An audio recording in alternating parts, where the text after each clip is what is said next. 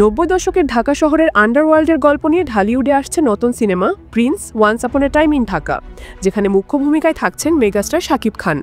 নির্মাতা আবু হায়াত মাহমুদের এই সিনেমার গল্পে থাকবে ক্রাইম, লাভ, অ্যাকশন আর ইমোশনের মিশেল। দর্শকের প্রতীক্ষিত এই ছবির এবার প্রথম পোস্টার উন্মোচন হলো, যা বেশ ঝড় তুলেছে দেশের সিনেপ্রেমীদের মাঝে। শুক্রবার 22 আগস্ট বিকেল 4টার দিকে সামাজিক মাধ্যমে চলচ্চিত্রটির নির্মাতা আবু হায়াত মাহমুদ, শাকিব খান সহ ছবির কলাকুশলীরা একযোগে পোস্টারটি উন্মোচন করেন, আর তা দেদারসে ছড়িয়ে পড়ে দর্শক মহলে। শুরু হয় আলোচনা। নির্মাতা আবু হায়াত মাহমুদ তার ফেসবুক পেজে পোস্টারটি শেয়ার করে লিখেছেন, প্রথম চলচ্চিত্র অনেকটা প্রথম সন্তানের মতো। হাজির হচ্ছে এক নতুন myth, Prince once upon A time in Dhaka, এক শহরের গল্প যেখানে মেলে তার কিংবদন্তি। শাকিব খান পোস্টারটি শেয়ার করে লিখেছেন, ঘোষণা হলো এক নতুন অধ্যায়ের, শহর চিনবে তার আসল নায়ককে। সেই পোস্টারে দেখা যায় অন্ধকার লালচে আবহে মানুষের ভিড়ে দাঁড়িয়ে আছেন এক চরিত্র, যার দুই হাতে পিস্তল উঁচু করে ধরা।